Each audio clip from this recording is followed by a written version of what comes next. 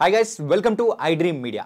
మనం ప్రాచీన కాలంలో ఎక్కువగా మన నాడిని బట్టి, వాటి యొక్క కౌంట్ని బట్టి మనకి ఏ వ్యాధులు వస్తాయో లేకపోతే ఏ వ్యాధులు ఉన్నాయో అని చెప్పడం అనేది కూడా మనం పుస్తకాల్లోనో లేకపోతే ఎక్కడైనా కొన్ని సినిమాల్లోనో ఇలా చూసాం.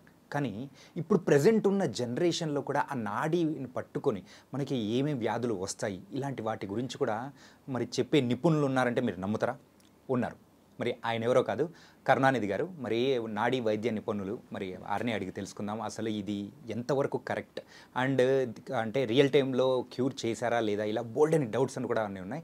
మరి ఆయన్ని అడిగి తెలుసుకుందాం. హాయ్ సార్, నమస్తే. నమస్తే అండి. Welcome to I dream media sir. Thank you sir. మరి నాడిని పట్టుకొని వ్యాధిని చెప్పేది అది నిజమేనా సార్? అంటే ప్రాచీన కాలంలో మనం వింటూ ఉంటాం. అవునండి. కానీ ఇప్పుడున్న జనరేషన్లో ఉందా? ఉందండి, నిజమే. నిజమే అండి. అసలు ఎలా కనుక్కుంటారు? ఏమండి, ఇప్పుడు ఉన్న వైద్య విధానం ఆధునిక వైద్య విధానం అంటారు. అవి మన స్వతంత్ర ప్రారంభంలోనే ఇది ఇంగ్లీష్ వైద్య విధానం ప్రారంభమైంది. దానికి ముందు బ్రిటిష్ వారు మన దేశాన్ని పరిపాలించినప్పుడు మొదటిసారిగా ఇతర దేశాల నుంచి మన దేశానికి ఈ యొక్క అల్లోపతి వైద్య విధానం మన దేశంలోకి ఎంటర్ అయింది. అల్లోపతి వైద్య విధానం వచ్చిన తర్వాతనే మన శరీరంలో ఉన్న వ్యాధులు తెలుసుకోవడం కోసం అనేక రకాల పరికరాలు, టెస్టులు అన్నీ వచ్చాయి. ఎంఆర్ఐ స్కానింగ్లు, సిటీ స్కానింగ్లు, ఈసీజీ మిషన్లు, 2D ఎకో మిషన్లు, రక్త పరీక్షలు అన్నీ వచ్చాయి. కానీ వీటన్నిటికీ చరిత్ర వచ్చి ఒక 100 years లోపు మాత్రమే ఉన్నాయి. 100 సంవత్సరాల నాడు మనకు ఇటువంటి పరికరాలు ఏమీ మన భారతదేశంలో కానీ ఎక్కడా లేవు. ఈ పరికరాలు లేని రోజుల్లో మన శరీరంలో ఉన్న వ్యాధులు ఎలా తెలుసుకున్నారు? కేవలం నాడీ పరీక్ష ద్వారానే తెలుసుకున్నారు. ఈ నాడీ పరీక్ష అనేది కొన్ని వేల సంవత్సరాల నుంచి మన భారతదేశంలో వచ్చింది. అధర్వణ వేదంలో ఒక ఉపవేదమైనటువంటి ఆయుర్వేద వైద్య విధానంలో చెప్పబడినటువంటి ఒక గొప్ప వైద్య విధానమే ఈ నాడీ పరీక్ష విధానం. ఈ నాడీ పరీక్ష విధానం ద్వారా ప్రస్తుతం మన శరీరంలో ఏం వ్యాధులు ఉన్నాయి, అతి త్వరలో ఏ వ్యాధులు రాబోతున్నాయి అనే విషయాన్ని మనము 100% స్పష్టంగా తెలుసుకోవచ్చు. దీని ద్వారా మనము అనేక రకాల వ్యాధుల్ని, ముందుగా వచ్చే వ్యాధులను కనుక్కొని మనం జాగ్రత్త పడవచ్చును. ఏ వ్యాధి కూడా ఒక్క రోజులో రాదు, ఒక్క రోజులో తగ్గదు. అందువల్ల ఒక వ్యాధి ప్రారంభ దశ నుంచి ఆ వ్యాధి ముదిరి పెద్దదయ్యే వరకు కొన్ని రోజులు, నెలలు, సంవత్సరాల సమయం తీసుకుంటుంది. ఈ సమయంలో మనకు వ్యాధి ముదిరిన తర్వాత, ఒక పెద్ద వ్యాధిగా వచ్చిన తర్వాత మాత్రమే మనకు బయట టెస్టుల్లో, ఎంఆర్ఐ స్కానింగ్లో బయటపడుతుంది. వ్యాధి యొక్క ప్రారంభ దశ అంటే వ్యాధి మన శరీరంలోకి ఎంటర్ అయినప్పుడు ఉన్న సమయంలో ఉన్న స్థితి మనం తెలుసుకోలేం. కానీ వ్యక్తి వచ్చి అనారోగ్యంతో బాధపడుతూనే ఉంటారు. బయటికి వెళ్ళి టెస్టులు చేపిస్తే ఏమీ లేదు అంటుంటారు. కానీ ఆ వ్యక్తి అనారోగ్యంతో బాధపడుతుంటారు. అటువంటి వాళ్ళకి నాడీ పరీక్ష ద్వారా ప్రజెంట్ ఈ వ్యాధితో మీ శరీరంలో ఎంటర్ అయిందండి, ఈ వ్యాధి ముదురుతుంది, భవిష్యత్తులో ఒక పెద్ద వ్యాధిగా మారబోతుంది అని చెప్పవచ్చు.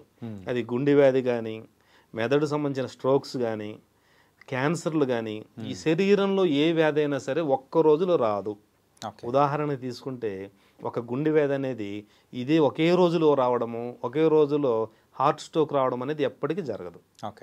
గుండె వ్యాధి రావడానికి కనీసం కొన్ని సంవత్సరాల సమయం పడుతుంది.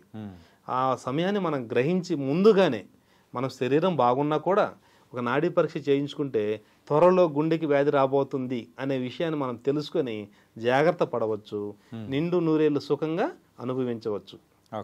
అదండి. అండ్ సార్, ఇలా నాడీ వైద్యం అనేది కూడా మనకు ఇప్పుడున్న ప్రజెంట్ జనరేషన్లో చాలామందికి కూడా తెలియకపోవచ్చు. కానీ ఎవరైతే మన పురాణాల గురించి చదువుకున్నారో, విన్నారో వాళ్ళకి తెలిసి ఉంటుంది. ఇలాంటిది మీ దగ్గర అంటే మీరు ఎలా నేర్చుకున్నారు, ఎలా స్టార్ట్ అయింది, ఏం చెప్పండి సార్? ఇదండి, ఈ వైద్య విధానము మాకు వంశపారంపర్యంగా వస్తున్న ఆయుర్వేద వైద్య విధానం. మా తాత ముత్తాతల కాలం నుంచి కూడా ఈ వైద్య విధానం ఉంది.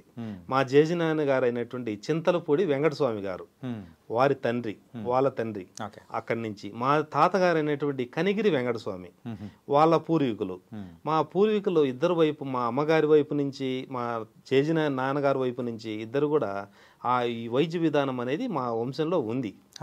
దీన్ని రాను రాను రాను ఈ వైద్య విధానం కనుమరుగైతూ వస్తుంది. మా తండ్రి గారి తరం వచ్చేసరికి చాలా తగ్గుముక్కు పడుతూ వచ్చింది. మా ఇంట్లో ఈ పురాతన వైద్య గ్రంథాలు ఉన్నాయి. వీటిని నేను చిన్నతనం నుంచి మా జేజనైనా మా తాత వాళ్ళు చేసే వైద్యాన్ని చూడబట్టి నా మనసులో నాటుకుపోయింది. ఓకే. ఈ ప్రాచీన వైద్య విధానాన్ని ఏదో ఒక రోజు ఒక గొప్ప స్థాయికి తీసుకురావాలి. ఎప్పుడైనా ఓల్డ్ ఈజ్ గోల్డ్ అనేది మనం గుర్తుపెట్టుకోవాలి. అది నిజం సార్. ప్రతి ఒక్కరు కూడా ఇప్పుడు ప్రాచీన పద్ధతులు, ప్రాచీన ఆహార విధానాలకు వెళ్ళిపోతున్నారు. అలానే మన వైద్యం కూడా పూర్వము ఇప్పుడున్న ఆధునిక టెక్నాలజీలో అందించలేని గొప్ప వైద్య విధానాన్ని కూడా మన పూర్వీకులు అందించారు.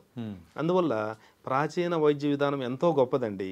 ఈ వైద్య విధానం మా పూర్వీకుల నుంచి మాకు సంక్రమించిందండి. దాన్ని నేను డెవలప్ చేయాలి, ప్రజల్లోకి తీసుకుపోవాలి అనేటువంటి కోరికతో నేను ఉన్నానండి. అంటే మీరు ఈ నాడికి సంబంధించిన అంటే వ్యాధులు కనుక్కోవడం కానీ చెప్పడం కానీ అంటే ఎప్పటి నుంచి చేస్తూ ఉన్నారు? రియల్ టైంలోకి ఎప్పటి నుంచి తీసుకొచ్చారు? ఖచ్చితంగా 5 సంవత్సరాల పై నుంచే ఉందండి. 5 ఇయర్స్ పై నుంచి. అంతకుముందు ఈ నాడీ పరీక్ష మీద పరిశోధన చేయడం జరిగింది. మా ఇంట్లో మా పూర్వీకుల నుంచి వచ్చినటువంటి వైద్య విధానాన్ని అనుసరిస్తూనే నాడీ పరీక్ష వేరు, ఆయుర్వేద వైద్య విధానం వేరండి. ఆయుర్వేద వైద్య విధానంలో ఒక భాగము నాడీ పరీక్ష. అంటే ఆయుర్వేద వైద్య విధానం అంటే వ్యాధులకి చికిత్స చేసేటువంటి వైద్య విధానం. నాడీ పరీక్ష అంటే శరీరంలో వచ్చే వ్యాధులు ప్రజెంట్ ఏమున్నాయి, భవిష్యత్తులో ఏం రాబోతున్నాయి అని తెలుసుకోవడానికి ఉపయోగపడేది నాడీ పరీక్ష విధానం. అందువల్ల ఈ పరిశోధన అనేది కొన్ని సంవత్సరాల నుంచి జరిగిందండి. ఒక 5 సంవత్సరాల పై నుంచి నేను ఈ యొక్క రియల్ టైమ్గా చేయడం జరుగుతుంది. ఓకే. సో చిన్నప్పటి నుంచి అలవాటు ఉంది కాబట్టి మీరు కూడా కళ్ళతో చూసి మేము పెరిగాం. కానీ ఏంటంటే ఎవరైనా కానీ ఇంగ్లీష్ మందుల వైపు వెళ్తూ ఉన్నప్పుడు సో ఈ యొక్క అంటే ఇటు నాడీని పట్టుకొని చెప్పడాలు ఇవన్నీ ఫేక్ కానీ లేకపోతే ఇవన్నీ ట్రాష్ ఇవన్నీ ఏం నమ్మొద్దు అని చెప్పేసి ఇలాంటివి కూడా మీరు వినే ఉండింటారు కదా? విన్నానండి. మరి అలాంటి విన్నప్పుడు మీరు ఏమనిపించింది? మరి రియల్ టైంలోకి వాళ్ళు వచ్చిన తర్వాత వాళ్ళ ఎక్స్పీరియన్స్ ఏమనుకున్నారు? ఇప్పుడు ప్రజెంట్ మనం ఇందాక చెప్పుకున్నట్టుగా ఇప్పుడు కడుపు నొప్పి వచ్చిందండి. కడుపులో గడ్డ ఉంది. ఆ గడ్డని ఒక ఎంఆర్ఐ స్కానింగ్ తీసి కడుపులో గడ్డ ఉంది, అందువల్ల దాన్ని ఆపరేషన్ చేసి తీసేయాలని చెప్తారు. ఈ ఎంఆర్ఐ స్కానింగ్కి లైఫ్ ఎప్పటి నుంచి ఉందండి? ఒక 50 సంవత్సరాల చరిత్ర ఉంది. 50 సంవత్సరాల నాడు ఎంఆర్ఐ స్కానింగ్ ఉందా? లేదు. ఒక 100 సంవత్సరాల నాడు ఉందా? అస్సలు లేదు. 100 సంవత్సరాల నాడు ఒక మనిషి కడుపు నొప్పి వచ్చింది, కడుపులో గడ్డ ఉందనుకోండి, కడుపులో గడ్డ ఉన్నదని ఎలా చెప్తారు? కేవలం నాడీ పరీక్ష ద్వారా చెప్తారు.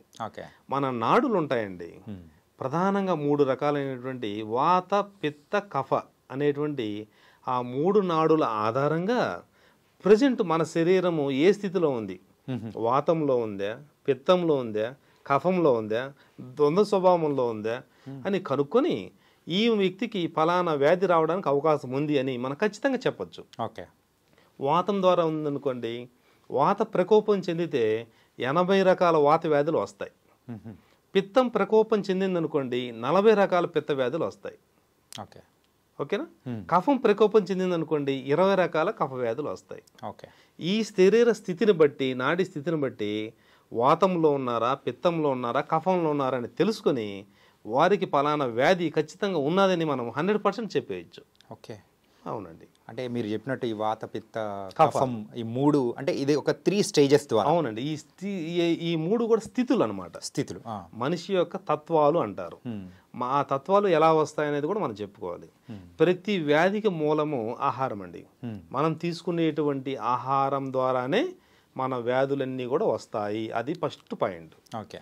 ఈ ఆహారం తీసుకోవడం వల్ల వ్యాధులు ఎందుకు వస్తాయంటే, ఆహారం తీసుకోవడం ద్వారా మన శరీరంలో పంచభూతాలు అనేవి డెవలప్ అవుతాయి. మన ప్రకృతిలో ఉండేటువంటి పంచభూతాలు ఏదైతే ఉంటాయో, భూమి, నీరు, అగ్ని, ఆకాశము, గాలి, ఇవన్నీ కూడా పంచభూతాలు అనేవి ఉంటాయి. ఈ పంచతత్వాలే ప్రకృతిలో ఎలా ఉన్నాయో అయ్యే తత్వాలు మన తినే ఆహారం ద్వారా వస్తాయి. ఉదాహరణకు చెప్పాలంటే, మీరు కారము, పచ్చడి ఎక్కువ వేసుకున్నారు అనుకోండి, అగ్ని పెరుగుతుంది, మంట, దీన్ని పిత్తతత్వం అంటాం. ఓకేనా? నీరు అధికంగా తీసుకున్నారనుకోండి, జలతత్వం, నీరు తత్వం పెరుగుతుంది. దానివల్ల ఏం జరుగుతుంది? కఫం పెరుగుతుంది. ఓకేనా? వాయువులు విడుదలయ్యేటువంటి, గ్యాస్ ఉత్పత్తి అయ్యేటువంటి ఆహార పదార్థాలు అధికంగా తీసుకున్నాం అనుకోండి, వాయుతత్వం పెరుగుతుంది. వాయువు అనగా వాతతత్వం. ఇలా ఈ పంచభూతాల్లో ఉండే తత్వాలే మనం తినే ఆహారం ద్వారా తత్వాలు పెరుగుతాయి. ఎవరైతే గాలిని అధికంగా ఉత్పత్తి అయ్యే ఆహారాలు తిన్నారంటే వాతం పెరుగుతుంది. ఇప్పుడు గాలి ఎక్కువ ఉత్పత్తి అయ్యే ఆహార పదార్థాలు 2 ఉదాహరణలు చెప్తాను. డ్రై ఫ్రూట్స్ ఉన్నాయి. డ్రై ఫ్రూట్స్ అందరికీ ఉపయోగపడవు, మనం అందరూ తింటుంటాం, తింటే మంచిది బలం అని. అందరికి ఉపయోగపడవాయి, అవి కొందరికి ఉపయోగపడతాయి. ఓకే. కొంతమంది పచ్చడి, కారము, మసాలాలు తినకూడదు, ఎవరు పిత్తతత్వం గలవారు. అదే కఫతత్వం వాళ్ళైతే కారము, పచ్చడి ఖచ్చితంగా తగలాలి. కారం తిన్నారనుకోండి వాళ్ళకి కఫం తగ్గుతుంది. అదే పిత్తతత్వం ఉన్నోళ్ళు కారం తిన్నారనుకోండి పిత్తం పెరుగుతుంది. పిత్తం అనగా అగ్ని, జఠరాగ్ని. అది పెరిగిందనుకోండి హార్మోన్స్, ఎంజైమ్స్ అధికంగా ఉత్పత్తి అవుతాయి. అది ఉత్పత్తి అయ్యాయనుకోండి బ్లడ్లో ఎసిడిటీ పెరుగుతుంది, రక్త దోషాలు వస్తాయి, చర్మ వ్యాధులు వస్తాయి, కడుపులో అల్సర్లు వస్తాయి, వ్యాధులన్నీ ప్రారంభమవుతాయి. అంటే ప్రతి వ్యాధికి మూలము ఆహారము. ఆ విషయాన్ని మనం గ్రహించాలి. అందువల్ల మనం తినే ఆహారము ఎవరు ఏ శరీర తత్వంలో ఉన్నారని తెలుసుకొని మనం నడుచుకోవాలి. ఇప్పుడు మీరు పిత్త శరీర తత్వంలో ఉన్నారు, దాన్ని మనం కనుక్కోవచ్చు. అంటే మనము చర్మము ద్వారా, కళ్ళ ద్వారా, ఎంట్రుకల ద్వారా, గోర్ల ద్వారా, నాడీ పరీక్ష ద్వారా, మలమూత్రాల ద్వారా మొత్తం 8 రకాల పరీక్షలు, అష్టవిధ పరీక్షలు అంటారు. ఈ 8 రకాల పరీక్షలతోనే నాడీ పరీక్ష సాధ్యమవుతుంది. మీరు పిత్తతత్వంలో ఉంటారు, మీరు ఎసిడిటీ ఎక్కువ ఉత్పత్తి అవుతుంటుంది సహజంగా, అమితమైన జ్ఞానాన్ని కలిగి ఉంటారు, మంచి మేధాశక్తి కలిగి ఉంటారు, పిత్తం వాళ్ళు చాలా లీడర్షిప్ కలిగి ఉంటారు. ఇలా ఒక్కొక్క తత్వానికి ఒక్కొక్క గుణాలు కూడా ఏర్పడతాయి. గుణాలు కూడా మీరు గెస్ చేయగలుగుతారా? ఖచ్చితంగా వస్తాయి. పిత్తతత్వం ఉన్న వాళ్ళకి అధిక మంచి యాక్టివ్ లీడర్షిప్ గుణాలు ఉంటాయి. కఫతత్వం వాళ్ళు మంపుగా, బద్ధకంగా, చంపకేసి కొట్టినా కూడా తలదించుకొని వెళ్ళిపోతుంటారు. అదే పిత్తతత్వం వాళ్ళని కొట్టక ముందే తిరిగి కొడతారు, ఏంది నా మీదకి వస్తున్నారని. వాతతత్వం వాళ్ళు ఉన్నారనుకోండి, కొట్టామనుకోండి ఎందుకు కొట్టారని క్వశ్చన్ వేసి అడుగుతారు. అంటే గుణాలు కూడా మనం తినే ఆహారం ద్వారా వస్తాయి, మనకు వ్యాధులు కూడా మనం తినే ఆహారం ద్వారా వస్తాయి. అందువల్ల ప్రతి వ్యాధికి మూలము ఆహారము. ఆహారము ఎవరు ఏ శరీర తత్వం కలవారు ఆహారాన్ని తీసుకోవాలి. కొంతమందికి కొన్ని ఆహారాలు చాలా బాగా పనిచేస్తాయి, కొంతమంది కొన్ని ఆహారాలు వెంటనే ఎలర్జీని కలిగిస్తుంటాయి. అందువల్ల వారి శరీర తత్వం ఏంటని తెలుసుకోవాలి, తెలుసుకొని దాని తగ్గట్టు తినాలి. అంటే ఇప్పుడు మీరు నాడిని పట్టుకోకముందే ఒక పర్సన్ని చూసి క్యాల్కులేట్ చేయగలుగుతారు. చెప్పాను కదా, అష్టవిధ పరీక్షలు, 8 రకాల పరీక్షలు ఉంటాయి. 8 రకాల పరీక్షలు నాడీ పరీక్ష ఒకటి. ఓకేనా? ఇప్పుడు మీ రంగు, మీ కళ్ళు, మీ వెంట్రుకలు, మీ యొక్క శరీర తీరి, వీటిని బట్టి కూడా కొన్ని పరీక్షలు తెలుసుకోవచ్చు. వీటిని అష్టవిధ పరీక్షలు అంటారు. ఈ విధంగా ఉన్నారంటే ఈ వ్యక్తి ఈ స్థితిలో ఉన్నారని మాకు అర్థమవుతుంది. ఇది మనకు మన ప్రాచీన మహర్షులు అందించారు. బసవరాజ్యం, చరక సంహిత, సారంగధర, ఈ విధంగా ఎన్నో రకాల గ్రంథాలు ఉన్నాయి. సుశ్రుత సంహిత, పులిపాని వైద్యము, ఇలా మన మహనీయులు అనేక గ్రంథాలు రాశారు. సారంగధర, ఇవన్నీ కూడా వాటిలో ఈ యొక్క నాడీ పరీక్ష విధానం గురించి మన మహర్షులు స్పష్టంగా వర్ణించారు. దీన్ని బట్టి ఏ వ్యక్తి ఏ శరీర తత్వంలో ఉన్నారు, ఏ వ్యక్తి ఏ ఆహారం తినాలి అనే విషయం మనం తెలుసుకోవాలి. కొంతమంది పులుపు తగిలితే చాలా యాక్టివ్ బాగుంటారు, కొంతమందికి అదే పులుపు తగిలారు అనుకోండి కడుపులో విపరీతమైన మంట, బాధ కలుగుతుంది. అంటే ఒక పులుపు ఒక వ్యక్తికి మేలు చేస్తే అదే పులుపు మరొక వ్యక్తికి హాని చేస్తుంది. అందువల్ల ఎవరు ఏ శరీర తత్వంలో ఉన్నారు, ఎవరు ఏ ఆహారం తీసుకోవాలి అని తెలియాలంటే మనము నాడీ పరీక్ష కంపల్సరీ చేసుకోవాలి. అలా వాళ్ళు నాడీ పరీక్ష చేసుకొని వాళ్ళు ఏ ఆహారం తీసుకోవాలి, ఏం తీసుకోకూడదని తెలుసుకొని వాళ్ళ జీవనాన్ని కొనసాగిస్తే ఏ వ్యక్తి కూడా ఆరోగ్యం బాగా ఉండి అనారోగ్యం లేకుండా 120 సంవత్సరాలు బతకడానికి అవకాశం ఉందని ఆయుర్వేద గ్రంథాలు చెబుతున్నాయి. అందువల్ల కొంతమంది మనం 100 సంవత్సరాలు ఏ జబ్బు లేకుండా బతికారని వింటుంటాం. అవును, ఆ విధంగా ఎన్నో అనేక రకాలైనటువంటి సందర్భాల్లో మనం గమనిస్తే ఆహారమే ప్రతిదానికి మూలము. ఈ ఆహారాన్ని ఎవరైతే తెలుసుకొని తింటారో వాళ్ళకి అన్ని శుభాలు కలుగుతాయి. అండ్ ప్రజెంట్ ఇప్పుడు వస్తున్న జనరేషన్లో మనం తింటున్న ఫుడ్ వల్ల మన లైఫ్ స్పాన్ అనేది తగ్గిపోతుందా? ఖచ్చితంగా అండి, తగ్గిపోతుంది. ఖచ్చితంగా. అంటే తినే ఫుడ్ కూడా క్వాలిటీ ఉండకపోవడం వలన, లేకపోతే లైఫ్ స్టైల్ వలన? క్వాలిటీ విషయం కాదండి, మనం చేసే పెద్ద మిస్టేక్ ఏంటంటే ఆహారం తీసుకుంటున్నాం. మానవ శరీరానికి ముఖ్యంగా 7 రకాల ధాతువులు ఉంటాయి. మన శరీరం మొత్తము 7 రకాల ధాతువులతో నిర్మితమై ఉంటుంది. ఆ ధాతువుల గురించి మనం ముందు తెలుసుకోవాలి. వీటిని సప్త ధాతువులు అంటారు. సప్త అంటే 7, ధాతువులు అంటే పదార్థాలు. 7 రకాల పదార్థాలతో మానవ శరీరం నిర్మితమవుతుంది. రసము, రక్తము, మాంసము, మేధ, అస్థి, మజ్జ, శుక్రాలేక ఆర్త, ఈ 7టిని సప్త ధాతువులు అంటారు. ఈ 7 ధాతువుల్ని ఎవడైతే జాగ్రత్తగా కాపాడుకుంటూ వస్తారో వారికి ఏ జబ్బు రాదు. ఈ సప్తధాతువుల్ని ఎవరైతే కాపాడుకోకుండా వీటిని నిర్లక్ష్యం చేస్తారో వాళ్ళకి ఖచ్చితంగా జబ్బులు వస్తాయి. ఈ సప్తధాతువుల్ని ఎలా కాపాడాలి అనే ప్రశ్న ప్రజలకి రావచ్చు. అంటే ఎలా కాపాడాలంటే 7 రకాల ధాతువులు, రసము అంటే ప్లాస్మా, రక్తం అంటే రక్తం, శరీరంలో ఉండే రక్తం మొత్తం, మాంసం అంటే శరీరంలో ఉండే కండరాలు, ఓకేనా, రసము, రక్తము, మాంసం, మేధ, మేధ అనగా శరీరంలో ఉండేటువంటి క్రొవ్వు పదార్థం, ఎడిపోస్ కణాలు, ఓకేనా, తర్వాత రసము, రక్తము, మాంసము, మేధ, అస్థి, అస్థి అనగా ఎముకలు, శరీరంలో ఉండేటువంటి మొత్తం ఎముకల్ని అస్థి పదార్థం అంటాం. తర్వాత మజ్జ, మజ్జ అంటే శరీరంలో ఉండే నరాల వ్యవస్థ మొత్తాన్ని మజ్జ అంటారు. లాస్ట్ది శుక్ర లేక అర్ధ, మగవారులైతే శుక్ర కణాలు, ఆడవారులైతే అండాలు. ఈ 7 సప్తధాతువులకి కావలసిన ఆహారాలు, పోషక పదార్థాలు వాళ్ళు నిరంతరం అందించాలి. కానీ ఎవ్వరు కూడా 7 ధాతువులను ఎవ్వరు పట్టించుకోరు.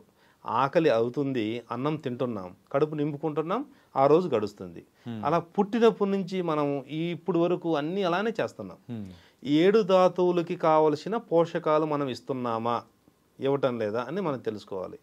ఇప్పుడు ఒక సింహం ఉందండి, సింహానికి ఆహారము మీరు ఏమి ఇస్తారు? గడ్డి ఇస్తారా, మాంసం ఇస్తారా? మాంసం ఇస్తారు, ఎందుకంటే దాని ఆహారం అది కాబట్టి.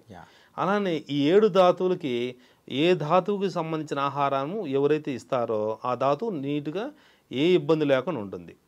ఇప్పుడు ఉదాహరణకి ఈ అస్థి ధాతువు గురించి చెప్పుకుందాం. అస్థి అంటే ఎముకలు. ఎముకలకు సంబంధించినటువంటి ధాతువుకి మనము ఆహారాన్ని అందించాలి. మనం ఏమి ఇస్తున్నాం? ఎముక అంటే ఏంటి? ఎముక దేనితో తయారు చేయబడుతుంది? Calcium, magnesium, zinc, vitamins, minerals, వీటన్నిటి యొక్క మిశ్రమమే ఒక ఎముకగా తయారవుతుంది. ఈ ఎముకకి ఆ పదార్థాలు కానీ మనం అందించామనుకోండి, ఎముక ఏ ఆరోగ్యం అనారోగ్యం లేకుండా నీట్గా ఏ జబ్బు లేకుండా ప్రశాంతంగా తన బతికినంతకాలం ఉంటుంది, స్ట్రాంగ్గా ఉంటుంది. కానీ ఈ ఎముక అనే ధాతువుకి, అస్థి ధాతువుకి మనము calcium, magnesium, zinc, minerals, vitamins ఇస్తున్నామా అని తెలుసుకోవాలి. ఎలా ఇవ్వాలి? ఎముకకి మనం తినే ఆహారం ద్వారా ఇవ్వాలి. మనం తినే ఆహారంలో ఇవన్నీ ఉన్నాయా అని చూసుకోవాలి. ఏమి ఉండవు. మనం ఉదయం లేస్తే ఇడ్లీలు, బోండా అవి తింటాం, అవన్నీ కూడా కార్బోహైడ్రేట్స్ తయారు చేయబడింది, అంటే పిండి పదార్థం. పిండి పదార్థం convert glucose, glucose convert adipose, అంటే క్రొవ్వుగా మనం డెవలప్ చేసుకుంటున్నాం. కానీ ఈ ఉదయం పూట తినే టిఫిన్లో కాల్షియం, మెగ్నీషియం ఉన్నాయా? లేవు. మధ్యాహ్నం అన్నం పెట్టుకుంటాము, ఇంత బిర్యానీ పెట్టుకుంటాము, ఇంకా రకరకాల ఆహార పదార్థాలు తింటాం, వాటిలో కాల్షియం, మెగ్నీషియం, జింకు, మినరల్స్ ఉన్నాయా? లేవు. రాత్రిపూట ఆహారం తింటాం, 2 చపాతీనో గోధుమ రొట్టె, దాంట్లో ఉన్నాయా? లేవు. అట్లా ఉండి ఉండి ఉండి కొన్ని నెలలు, సంవత్సరాల తర్వాత ఈ ఎముక ధాతువు ఏమవుతుంది? వీక్ అయిపోతుంది. కీళ్ళ నొప్పులు, అన్ని ఎముకలు వీక్ అయిపోవడం. అందువల్లే ఒక సర్టన్ ఏజ్ రాగానే ఎముక నేను భరించలేను, మిమ్మల్ని నేను మొయ్యలేను మీ శరీరాన్ని అని అది వీక్ అయిపోతుంది. వచ్చేస్తాయి నొప్పులు. ఏ జబ్బు ఉండదు. టెస్టులు చేస్తే ఎంత బాగానే ఉన్నదంటారు, ఉండదు. ఇంకా హెవీ అయిపోతే వాళ్ళకి అరుగుదల స్టార్ట్ అవుతుంది. అరుగుదల స్టార్ట్ అవుతుందని అరుగుదలకి ఒక ట్యాబ్లెట్, నొప్పికి ట్యాబ్లెట్ వేస్తారు. నొప్పి ట్యాబ్లెట్ వేసి నొప్పి తగ్గుతుంది, కానీ ఎముక పటిష్టం అవుతుందా? కాదు. ఎముక పటిష్టం కావాలంటే ఏం చేయాలి? దానికి మనం ఏం చేయాలి? ఆహారాన్ని అందియాలి. ఎముకకు సంబంధించిన ఆహారాన్ని అందిస్తే ఎముక బాగుంటుంది. ఎముక బాగలేకపోతే ఇంకొక ఆహారం ఇస్తాం, ఇంత మటన్ పెడతాం, తింటాం. మటన్లో నీకు ఎముకకు సంబంధించినటువంటి పోషకాలు ఉన్నాయా? లేవు. అందువల్ల ఎముక గొల్లైపోతుంది. అది అయ్యి కొంతకాలానికి ఎముకకు సంబంధించిన క్యాన్సర్లు కూడా రావచ్చు. అందువల్ల ఈ ఎముక ధాతు గురించి అది. అలానే రక్తం చూసుకుందాం. రక్తము డెవలప్ కావాలి అంటే రక్తానికి సంబంధించిన పోషకాలు మనం ఇవ్వాలి. ఇస్తున్నామా? ఇవ్వటం లేదు. అందువల్ల రక్తానికి సంబంధించిన వ్యాధులు వస్తున్నాయి. నరాలకు సంబంధించిన ఆహారం మనం ఇస్తున్నామా? ఇవ్వటం లేదు. ఆ జబ్బులు వస్తున్నాయి. నరాలు కుంచుకుపోవడము, నరాలు పట్టకపోవడము, చిన్న వయసులోనే నరాలకు సంబంధించిన వ్యాధులతో బాధపడుతున్నారు. మేము కూడా కొన్ని వింటుంటాం, చిన్న ఏజ్లోనే నరాల బలహీనత అని చెప్పి. దీనివల్ల సరైన ఆహారం ఇవ్వటం లేదు. తర్వాత ఎడిపోస్ అంటే క్రొవ్వు కణాలు. అస్సలు కొవ్వు తినకూడదు, తింటే ప్రమాదం అని అంటుంటారు. కానీ అలా జీరో చేయడం ద్వారా కొవ్వు సంబంధించిన వ్యాధులు కూడా వస్తాయి. శరీరంలో క్రొవ్వు సరైన భాగంలో సరైన స్థితిలో లేదనుకోండి, అనేక రకాల జబ్బులు వస్తాయి. అందువల్ల మనం కొవ్వు కూడా తీసుకోవాలి. ఎంత లిమిట్ తీసుకోవాలంటే అంత లిమిట్లో కొవ్వు తీసుకోవాలి.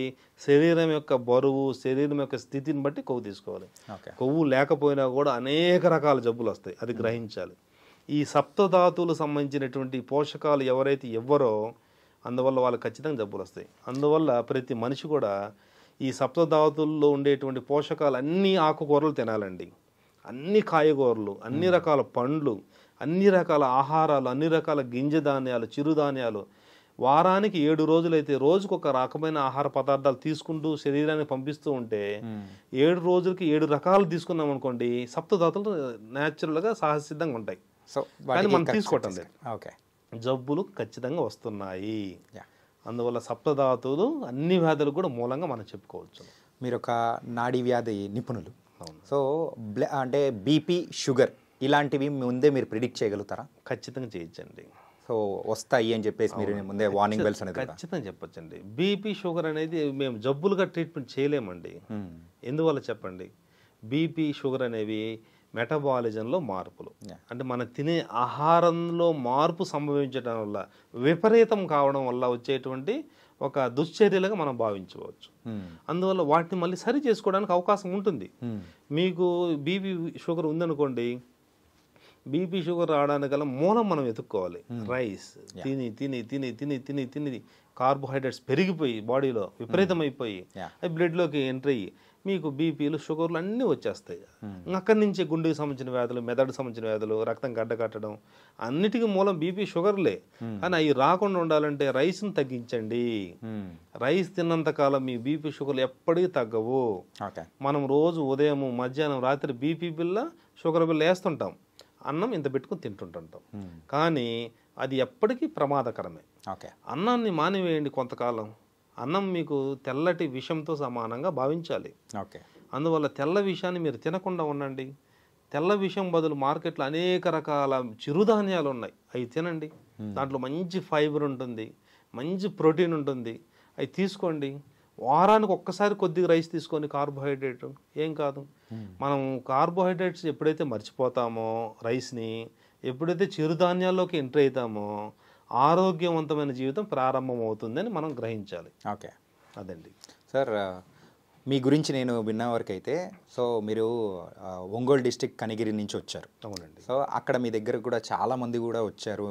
సో ఇలా వీటి గురించి కూడా తెలుసుకోవడం కానీ, సో దానికి పర్ఫెక్ట్ ఆన్సర్స్ అనేది కూడా ఇచ్చారని కూడా నేను విన్నాను. సో ఇప్పటివరకు మీ దగ్గరికి ఎంతమంది వచ్చారు, ఎంతమంది క్యూర్ చేసి పంపించారు? ఇట్లా చెప్పలేము సార్. ఎందువల్లంటే నేను వేలల్లోనూ చూసుంటారని అనుకుంటున్నాను. వేలల్లోనే చూసాను. ఎందుకంటే మాకు వచ్చిన వాళ్ళ బుక్స్ ఉంటాయి, రాసుకుంటాం బుక్లో. అటు బుక్స్ ఎన్ని బుక్స్ అయ్యాయి, ఒక బుక్లో కనీసం ఉంటాయి పేర్లు, కొన్ని వేలల్లో ఉండొచ్చు. వేలల్లో అంటే కనీసం ఒక చెప్పలేమండి, వేలల్లోనే ఉన్నాయి. వేలల్లో ఉన్నాయి. అంటే వాళ్ళందరికీ మీరు పర్ఫెక్ట్గా చెప్పి పంపించారా? అంటే ఇంతవరకు సో నెగిటివ్గా రావడం కానీ అట్లా ఎప్పుడు లేదా? నెగిటివ్ అంటే వైద్యపరంగా నెగిటివ్ ఎక్కడ ఉండదండి. ఎప్పుడు కూడా వైద్యపరంగా ఎందుకు ఉండదంటే, నాడీలో మాకు ఏదైతే తగులుతుందో అది మాత్రం మేము చెప్పగలం. దాన్ని నమ్మిన వాళ్ళు ఉంటారు, నమ్మని వాళ్ళు ఉంటారు. నమ్మక కొంతమంది గొడవ కూడా వచ్చారు మా మీదకి. అదే కొన్నిసార్లు ఎప్పుడైతే మంచి జరుగుతుంటుందో అక్కడ చెడు అనేది కూడా కొన్ని గొడవ జరిగాయి. ఎందుకంటే ఒక ఉదాహరణ చెప్తాను.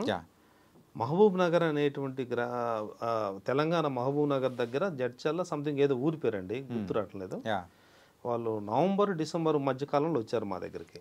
లాస్ట్ టైం వస్తే వాళ్ళు భార్యాభర్తలు ఇద్దరు వచ్చారు. భార్యకి ప్రాబ్లం ఉండి వచ్చారు. వస్తే ఆ భార్య చెకప్ చేయించుకున్నారు. ఆమెకు ఏదో కొన్ని చెప్పాను వైద్య విధానం. ఆమె ఓకే సార్, నాకు మీరు అన్ని కరెక్ట్ చెప్పారండి అని చెప్పింది. తర్వాత ఆమె ఉండి వాళ్ళ భర్తని, ఏమండి మీరు కూడా చూపించుకుని ఎంత దూరం వచ్చారు కదా, ఉచితంగా చూస్తున్నారు కదా, ఫ్రీ క్యాంపులప్పుడు ఫ్రీగా చూస్తామండి. ఫ్రీ క్యాంపులు లేనప్పుడు మటు కన్సల్టేషన్ ఫీజు కొద్దిగా ఉంటుంది. వాళ్ళు ఉచిత క్యాంపుకి వచ్చారు, ఉచితంగా చూస్తున్నారు కదా చూడండి అని చెప్పారు. సరే అని నేను వాళ్ళ భర్త కూడా చూశాను. చూసి కాగితం తీసుకొని రాసి ఇచ్చానండి. ఒక 4-5 నెలల్లో అతనికి క్యాన్సర్ త్వరలో రాబోతుంది అని చెప్పాను. అతను మా మీద గొడవ చేశాడు. నేను ఇంత యాక్టివ్గా ఉంటే మీరు నన్ను మోసం చేస్తారా, ఇట్లా ఎంతమందిని మోసం చేస్తున్నారు మీరు అని గొడవ గందరగోళం చేశారు. చేస్తే మేము బాధకు గురయ్యాము. నేను ఉచితంగా చూడడం ఏంది, వాళ్ళు మా మీద గొడవ చేయడం ఏంది, ఈ సర్వీసు కొన్ని సమస్యలు వస్తున్నాయంటే చాలా మనసుకు బాధ కలిగింది. అందరిలో అట్లా అంటే బాధ కలుగుతుంది కదా.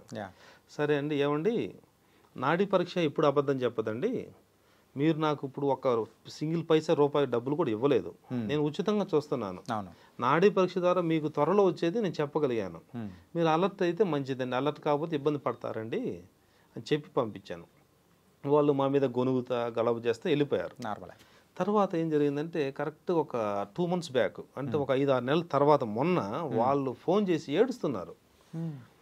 ఏంటమ్మా ఏడుస్తున్నారు ఏంటమ్మా అంటే, సార్ ఇట్లా ఆ రోజు మీరు కాగితం మీద రాసిచ్చారు, ఇట్లా ప్రోస్టేట్ క్యాన్సర్ వస్తుంది మా ఆయనకి, కానీ మేము ఆ రోజు మిమ్మల్ని నమ్మలేదు, ఈరోజు హాస్పిటల్కి వెళ్ళాల్సి వచ్చింది ఏదో బాగలేక, టెస్ట్ చేస్తే 4th స్టేజ్లో ఉన్నారు, మేము ట్రీట్మెంట్ చేయలేము, అందువల్ల మీరు మాకు ఖచ్చితంగా మీరు మాత్రమే మమ్మల్ని బతికేయగలరు, ఇప్పుడు 5 నెలల తర్వాత వచ్చే క్యాన్సర్ మీరు కనుక్కొని మాకు చెప్పారు, ఆ రోజు మేము నిర్లక్ష్యం చేశాం సార్, ఈరోజు మీరు మాకు ఖచ్చితంగా మీరు చేయాలి సార్, లేదంటే మేము అందరం కూడా చాలా ఇబ్బంది పడతాం సార్, మా ఇంటికి ఆయన ఒక్కడే దిక్కు అని ఆమె ఏడుస్తూ గందరగోళం గురి చేసింది ఆమె.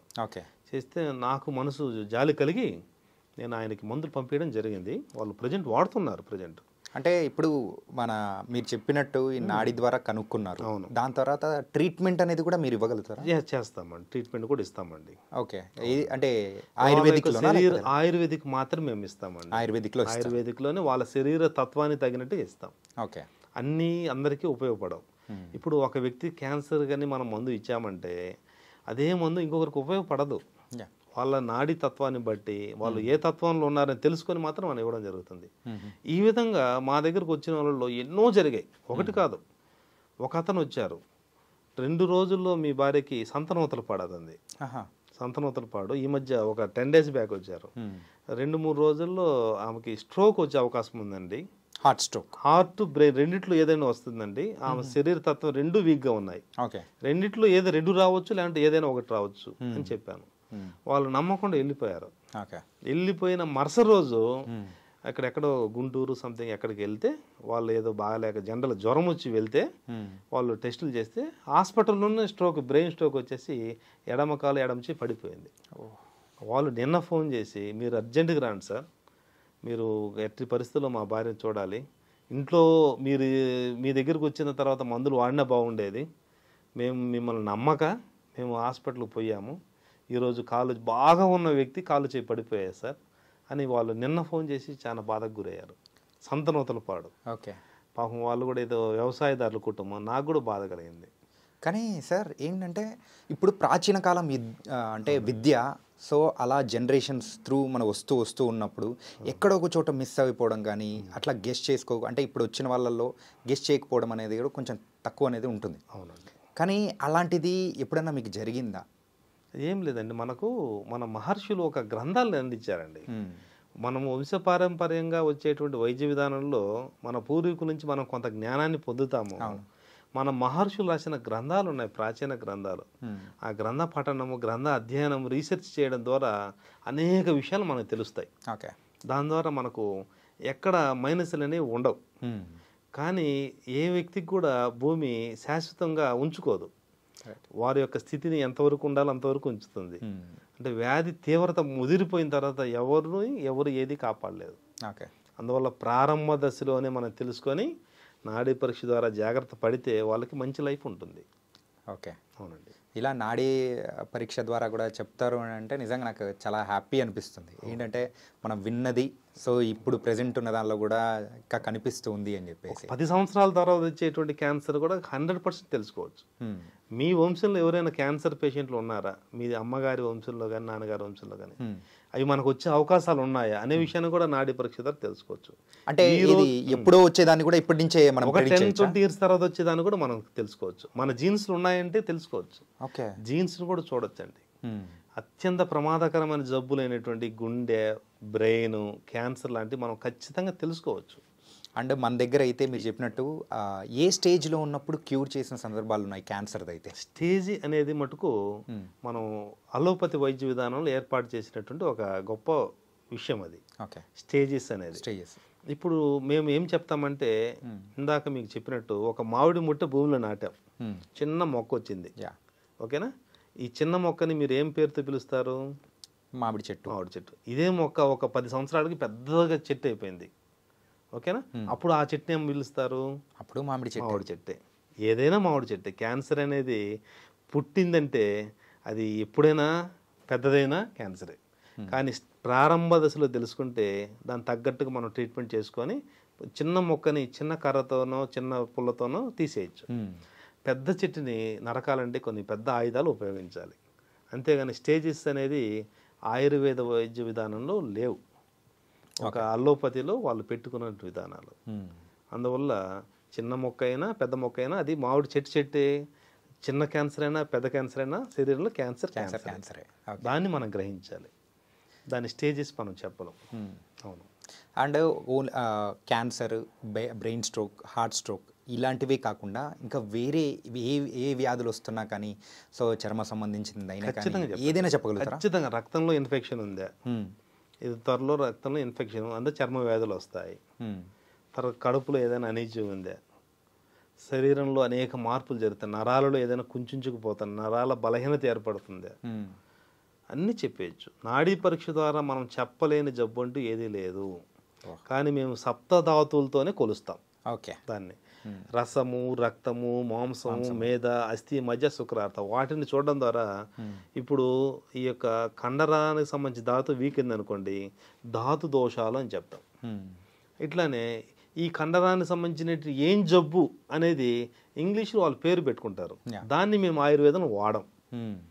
నరాల బలహీనత, న్యూరోదోషాలు, న్యూరోదోషాలనే రాసి చెప్తాను. అంతేగా నరాలకు సంబంధించినటువంటి ఇంగ్లీష్ వైద్య విధానంలో ఎన్నో పేర్లు ఉంటాయి, అనేక రకాల వ్యాధులతో పేర్లు ఉంటాయి. కానీ అన్ని పేర్లు అయి రాయం. నేను ఆ సప్తధాతు 7 ధాతువుల మీద ఆధారపడే ఈ నాడీ పరీక్ష చేయడం జరుగుతుంది. ఎముకలు బాగున్నాయా, గుల్లగా తయారవుతున్నాయా, నరాలు బాగున్నాయా, కుంచుకుంటున్నాయా, కండరాలు బాగున్నాయా, దాంట్లో సమస్య మొదలైందా, ఆ విధంగా సప్తధాతుల గురించి మాత్రమే మేము చూసి వీళ్ళకి పలానా జబ్బు ప్రజెంట్ ఉంది లేదంటే త్వరలో రాబోతుందని ఖచ్చితంగా చెప్పేయచ్చు. ఓకే. అదండి సార్, ఇప్పుడు సప్తధాతువుల గురించి వీటన్నిటి గురించి చెప్పారు. దాంతోపాటు 3 స్టేజెస్, వాత, పిత్త అండ్ కఫం అని చెప్పేసి. అంటే కఫంలో అంటే 20 రకాలు వస్తాయని చెప్పేసి అని అన్నారు. ఆ 20 రకాలు అంటే ఏ టైప్లో? ఈ నెమ్ముకు సంబంధించి, అంటే శ్వాస సంబంధించి, శ్వాస అంటే మనం పీల్చుకునే దాంట్లో గాలికి సంబంధించినటువంటి రుగ్మతలు, ఈ చెస్ట్లో ఈ లంగ్స్కి సంబంధించిన రుగ్మతలు, శరీరంలో వాపులు, రుగ్మతలు, చర్మ వ్యాధులు, దీర్ఘకాలిక చర్మ వ్యాధులు, ఇవన్నీ కఫదోషాల ఆధారంగా వస్తాయి. ఇప్పుడు పిత్త దోషాలు అనగానే పిత్తానికి సంబంధించిన రక్తానికి సంబంధించినటువంటి వ్యాధులు, అంటే రక్తంలో ఎసిడిటీ ఎక్కువ అయిందనుకోండి ఈ పిత్త వ్యాధులు వస్తాయి. ఈ పిత్త వ్యాధులకి ఎసిడిటీ ఎక్కువ స్టార్టింగ్ స్టేజ్లో అయితే మటుకు మనం ఏదో చిన్న సమస్యలుగా భావిస్తాం. అది ఎక్కువ అయిందంటే క్యాన్సర్గా కన్వర్ట్ అవుతుంది. అందువల్ల పిత్తం ఎక్కువ అయిందనుకోండి క్యాన్సర్గా వచ్చే అవకాశాలు ఉంటాయి. ఈ వాతం ఉందండి, వాతం అనగా వాయుతత్వం, శరీరం మొత్తం కూడా డ్రై అవుతుంటుంది. డ్రై ఎవరైతే అవుతుంటారో వాళ్ళలో వాతం ఎక్కువ ఉంటుంది. శరీరం డ్రై అయినప్పుడు నొప్పులు వస్తుంటాయి. అందువల్ల ఈ మనం వాతతత్వం గురించి అలా చెప్పుకోవచ్చును. ఇప్పుడు మనము కొంతమందికి మహిళలు ఉన్నారు, మహిళల్లో ఈ ప్రెగ్నెన్సీ సమస్యలు కానీ పీరియడ్ సమస్యలు కానీ కొన్ని వస్తుంటాయి. ఈ పీరియడ్ సమస్యలకి రావడానికి ప్రధానంగా కారణం పిత్తంగా మనం చెప్పుకోవచ్చు. పిత్తము అధికమైనప్పుడు, అల్పమైనప్పుడు వాళ్ళకి ఈ సమస్యలు పీసీఓడి అంటారు. ఈ పీసీఓడి సమస్యలు వస్తుంటాయి. వీటన్నిటిని నాడీ పరీక్ష ద్వారా తెలుసుకోవచ్చు. లేడీస్లో వచ్చే అన్ని సమస్యలు తెలుసుకోవచ్చు. ఏ సమస్య పీసీఓడి వాళ్ళకు ఉందే. కొంతమంది చిన్నపిల్లలు ఉంటారు, అప్పుడే మెచ్యూరిటీ అయి ఉంటారు, అటువంటి వాళ్ళల్లో కూడా సమస్యలు ప్రారంభం అవుతాయి. అవి మనం తెలుసుకోవచ్చు ఖచ్చితంగా. ఈ జంక్ ఫుడ్స్ తినడం ద్వారా అరుగుదలలో మార్పులు వచ్చి యాసిడ్స్ అధికంగా ఉత్పత్తి అయ్యి రక్తంలో ఈ యొక్క ఎసిడిటీ పెరిగి పీసీఓడి వస్తుంది. వీటన్నిటి కారణము పిత్తం. ఇలా వాళ్ళ హార్మోన్ ఇన్బ్యాలెన్స్ సమస్యలు, థైరాయిడ్ సమస్యలు, ఇవన్నీ కూడా మనం తెలుసుకోవచ్చు. పీరియడ్స్ అనేవి కొంతమందికి ముందు వెనుక వస్తుంటాయి. అవి పెద్ద విషయం కాదులే అనుకుంటారు వాళ్ళు మహిళలు, కానీ అదే పెద్ద విషయంగా మనం భావించాలి.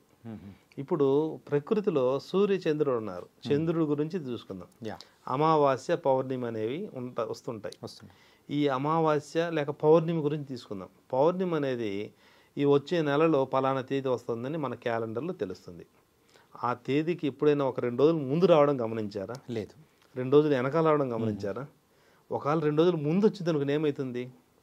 సో ఏదో ప్రకృతిలో ఏదో ప్రాబ్లం ఉంది, పెద్ద సమస్య, పెద్ద విపత్తు జరగబోతుంది. మానవ శరీరంలో కూడా పీరియడ్స్ అనేవి ఒక క్రమ పద్ధతిలో రావాలి, ఒక చైన్ సర్కిల్. ఆ సర్కిల్ దాటి 2 రోజులు ముందు వచ్చింది ఏం కాదు అనుకుంటాం. మరి కొంతమందికి వారాలు, కొంతమందికి నెలలు పీరియడ్స్ రావు. ఏం కాదులే, మాకేముంది, ప్రాబ్లం ఏం లేదుగా, నొప్పి ఏం లేదుగా శరీరంలో అని అనుకుంటుంటాం. 5 నెలలకు, 6 నెలలకు, 3 నెలలకు, 2 నెలలకు పీరియడ్స్ అయ్యే వాళ్ళు ఉంటారు. అది పెద్ద సమస్యగా మార్పు చెందుతుంది. ఒక చిన్న వృక్షం మొదలైంది మన శరీరంలో గమనించుకోవాలి, వ్యాధి. ఆ వ్యాధి మహావ్యాధిగా తయారు కావడానికి అవకాశాలు ఉంటాయి. అందువల్ల మనం ప్రారంభ దశలోనే కొద్దిగా ముందు వెనక వస్తున్నప్పుడు గమనించుకోవాలి, ఏదో జరుగుతుంది మన శరీరంలో, ఆహారంలో మార్పు జరుగుతుంది. ఆహారం వల్ల ఇవన్నీ వస్తాయి. ఇవి చివరికి క్యాన్సర్గా మారే అవకాశాలు ఉంటాయి. గర్భాశయంలో నీటి బుడగలు వస్తాయి, ఆ గడ్డలుగా మారతాయి. అవి చాలా పెద్ద సమస్యలు కూడా దారి తీయవచ్చును. అందువల్ల పీరియడ్స్ అనేది సాధారణ విషయం కాదు. ప్రకృతిలో చంద్రుడు ఎలా టయానికి పౌర్ణానికి వస్తున్నాడో మానవ శరీరంలో కూడా పీరియడ్స్ అదే విధంగా రావాలి మహిళల్లో. దాన్ని మనం చాలా సింపుల్గా తీసుకుంటారు, కానీ అది పెద్ద ప్రమాదకరం భవిష్యత్తులో వస్తుందని మనం గ్రహించాలి. సో అది కూడా మీరు ఈ నాడీ వ్యవస్థ ద్వారా కూడా చెప్తారు అని అంటే నిజంగా ఖచ్చితంగా తెలుసు. Super sir. కానీ మీరు ఇందాక మనం మాట్లాడుకునేటప్పుడు ఫ్రీ క్యాంప్స్ దాని గురించి చెప్పారు. అసలు ఈ ఫ్రీ క్యాంప్స్ అంటే ఎప్పుడు నిర్వహిస్తూ ఉంటారు, ఎక్కడ నిర్వహిస్తూ ఉంటారు, ఏంటి? నెలకు ఒక 5-6 రోజులు మా కనిగిరిలో, ప్రకాశం జిల్లా కనిగిరిలో మా గ్రామంలో మా దత్తాత్రేయ స్వామి ఆశ్రమం ఒకటి ఉందండి. అవధూత రమేష్ నాయన ఆశ్రమం అంటారు. ఈ ఆశ్రమంలో మేము ఉచిత క్యాంపులు నెలకు 5 క్యాంపులు, 6 క్యాంపులు నిర్వహిస్తుంటాం. ఈ ఉచిత క్యాంపులప్పుడు కొన్ని వందల మంది వస్తుంటారు. వారికి మేము నాడీ పరీక్ష ఉచితంగా చేస్తుంటాం. ఈ ఏదైనా ఔషధాలు కావాలనుకుంటే రాస్తాము, మా దగ్గర కూడా కొన్ని ఉంటాయి, కావాలనుకున్న వాళ్ళకి ఇస్తుంటాం. ఔషధాల వరకు అయితే మందులకి డబ్బులు తీసుకోవడం జరుగుతుంది. ఈ 5 క్యాంపులు కాకుండా మిగతా రోజులు మేము అన్ని ఊర్లమ్మటి, అంటే రాష్ట్రాలు ఆంధ్ర, తెలంగాణ, కర్ణాటక అన్ని రాష్ట్రాలు తిరుగుతుంటాం. అట్లా బయట ఊర్లకు మమ్మల్ని పిలిపించుకుంటుంటారు కొంతమంది రాలేని వాళ్ళు. అప్పుడు మేము ఆ ఊరికి పోవడానికి అయ్యే ఖర్చులు, ఆ పరిస్థితులు, మాకు సిబ్బంది ఉంటారు, ఆ సిబ్బందికి అయ్యే ఖర్చులు వాళ్ళ దగ్గర తీసుకోవడం జరుగుతుంది. అదండి ఉచిత క్యాంపులు. సో ఇదైతే మొత్తం కమర్షియలే కాకుండా నాన్ కమర్షియల్గా కూడా మీరు కమర్షియల్ కేవలం బయటకు వచ్చినప్పుడు మాత్రమే. మా ఊర్లో ఉన్నప్పుడైతే మేము 5 రోజులు మాత్రం ఉచితంగా చూస్తాం. అవునండి. అండ్ ఇంకొకటి ఏంటంటే జనరలైజ్డ్ క్వశ్చన్. సో అసలు ప్రాచీన కాలంలో ఎంతో అద్భుతమైన ఇట్లాంటి నాడీ వ్యవస్థది కానీ లేకపోతే వైద్య రకంగా కానీ ఉన్నా కానీ సో అవన్నీ ఎందుకు ఇప్పుడు ట్రాన్స్ఫర్ అవ్వలేకపోతున్నాయి? ఎందుకు కారణం? అంటే ఇప్పుడు ఉన్న ప్రజెంట్ జనరేషన్ వాళ్ళు నేర్చుకోవడానికి ఇంట్రెస్ట్ చూపించలేకపోవడమా, లేకపోతే దాని యొక్క విశిష్టతను కనుక్కోలేకపోవడమా? ఆధునికత బాగా డెవలప్ అయిందండి. సగటు మనిషి ఆధునికత చూస్తున్నాడు. అడ్వాన్స్ ఒక ఆకారం, ఒక మంచి ఒక టెక్నాలజీ అవి చూస్తున్నారు.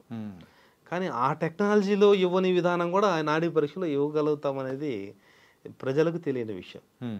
అది చదువుకుని ఒక మంచి జ్ఞానం ఉన్న ఆలోచించి మన ప్రాచీన విద్యల మీద, ప్రాచీనతల మీద ఇంట్రెస్ట్ ఉన్న వ్యక్తులు బాగా ఆచరిస్తారండి. మా దగ్గరికి కొంత ఐఏఎస్ ఆఫీసర్లు, ఐపీఎస్ ఆఫీసర్లు, పెద్ద పెద్ద ఉన్నత స్థాయికి చెందినటువంటి వ్యక్తులు, పొలిటికల్ లీడర్స్, ఎమ్మెల్యేలు, ఎంపీ స్థాయి వ్యక్తులు, వాళ్ళు ఎందరో వచ్చి మా దగ్గర చూపించుకోవడం జరిగింది. హైదరాబాద్లో క్యాంపులు పెడుతుంటాం. ఆ క్యాంపులు కూడా పెద్ద పెద్ద వ్యక్తులు వస్తుంటారు, సినిమా పరిశ్రమకు చెందిన వాళ్ళు చాలామంది వస్తుంటారు. దాని మీద అవగాహన ఉన్న వ్యక్తులు మాత్రమే దీన్ని ఇంట్రెస్ట్గా చూస్తారు. ఎంత దూరమైన మా దగ్గరకు వస్తుంటారు. ఒక ఆయన ఢిల్లీ నుంచి వచ్చారండి, అమెరికా నుంచి వచ్చారండి, లండన్ నుంచి వచ్చారండి. ఇట్లా వాళ్ళు ఒక విధానం, నాడీ పరీక్ష చాలా అరుదైనది, ఎక్కడ దొరకంది అని వెతుక్కుంటూ కొన్ని వందల వేల కిలోమీటర్లు ప్రయాణించి మా దగ్గరికి వచ్చి నాడీ పరీక్ష చేయించుకొని ఎంతో సంతోషంగా వెళ్ళారు. అలా చాలా జరుగుతుంటాయండి. కానీ కొంతమందికి ఒక మోడ్లో ఉంటారు, ఇది చేయి పట్టుకొని జబ్బు ఎలా చెప్తారు అవును అనేటువంటి ఒక భ్రమ మోడ్లో ఉంటారు. అంటే ఇది అసంభవం అని అంటారు. నేనేమంటానంటే 50 సంవత్సరాల నాడు ఎలా సంభవమైంది, అప్పుడు ఏం పరికరాలు ఉన్నాయి, నీ గుండె స్ట్రోక్ రాబోతుందని ఎలా తెలుస్తుంది? స్ట్రోక్ వస్తేనే నీకు స్ట్రోక్ అని చెప్తారు. 4 సంవత్సరాలు వచ్చే స్ట్రోక్ని మేము ముందే చెప్తాం. ఓకే. ఖచ్చితంగా చెప్పచ్చు. అందువల్ల ఈ జ్ఞానం తెలిసిన వ్యక్తులు మాత్రమే దీన్ని అనుసరిస్తారండి. అందరికీ సాధ్యం కాదు. ఓకే అదండి సార్. మరైతే లైవ్లో నా నాడిని పట్టుకొని ఏమైనా చెప్పగలుగుతారా? ఖచ్చితంగా ఒకసారి మా ప్రేక్షకులు కూడా తెలుసుకుంటారు ఇది ఖచ్చితంగా నిజమా లేదా ఏంటా అనేది. ఖచ్చితంగా చెప్తానండి. గైస్, మరైతే సార్ ఇప్పటి వరకు అయితే మన బాడీ తత్వాన్ని బట్టి జబ్బులు అనేది ఎలా వస్తాయి, అది నాడిని పట్టుకొని కూడా అసలు జబ్బులు వస్తాయా, ఎప్పుడు వస్తాయి ఏంటి అని చెప్పేసి కరెక్ట్గా ప్రిడిక్ట్ చేయగలుగుతారంట. మరి నా నాడీ వ్యవస్థను కూడా సార్ చేతిలో పెడుతున్నాను. సార్ ఏం చెప్తారు కూడా.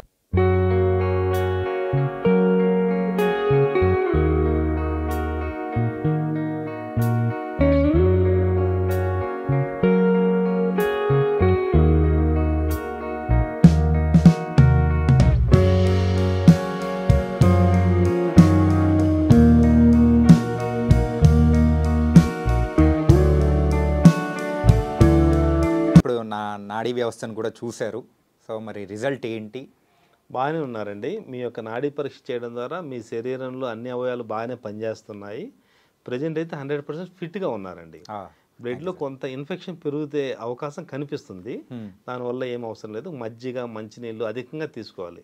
శరీరాన్ని సహజ సిద్ధంగా చల్లబరుచుకునే వస్తువులు మీరు తీసుకుంటే సరిపోతుంది. ఓకే, అంతేనండి. అండ్ మీరు ఇందాక 3 స్టేజెస్ అని చెప్పారు కదా సార్, వాత, పిత్త అండ్ మీరు పిత్త శరీర తత్వంలో ఉన్నారండి. ఓకే, ముందు మీరు గెస్ చేసినట్టే నా నర్వస్ సిస్టమ్ చూసిన తర్వాత కూడా అదే అనమాట. ఓకే, అవునండి సార్. ఇప్పుడు మీరు ఇలా కరెక్ట్గా చూసి చెప్పడం కానీ అన్ని ప్రిడిక్ట్ చేస్తూ ఉన్నారు, చాలా బాగుంది. కాకపోతే ఇలాంటి వ్యవస్థ ఒకటి ట్రాన్స్ఫరబుల్ చెయ్యాలి అని అనుకుంటే సో మీరు ట్రాన్స్ఫరబుల్ చేయగలుగుతారా? ఖచ్చితంగా చేస్తాం. మీలాంటి యొక్క ఛానల్స్ యొక్క సపోర్ట్ కానీ ఉండి చేయగలిగితే మీ ద్వారానే కదండి, మీడియా ద్వారానే ఏదైనా ఒక విషయం బాగా స్ప్రెడ్ అవుతుంది. ఇట్లా ప్రాచీన నాడీ పరీక్ష గురించి ఎవరైతే ఎక్కువ స్ప్రెడ్ చేయగలరో అలా స్ప్రెడ్ కావడం ద్వారా మన ప్రాచీనతకి మంచి గొప్పతనం కూడా కలుగుతుందండి.